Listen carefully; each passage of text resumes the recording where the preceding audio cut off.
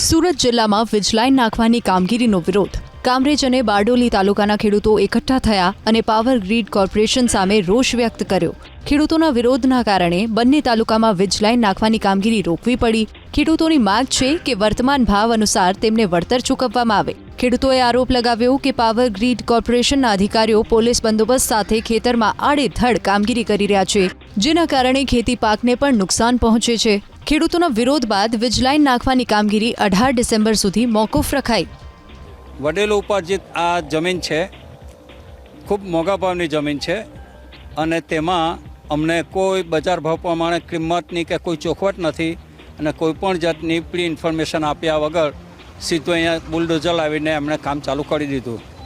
અને આગલે દિવસે અમારી પાસે આસ્કિંગ પ્રાઇસ એમણે પૂછી અને કીધું કે ભાઈ આસ્કિંગ પ્રાઇસ અમે રજૂઆત કરશું અને જે સાહેબનો એ આવે તે અમે તમને જણાવીશું.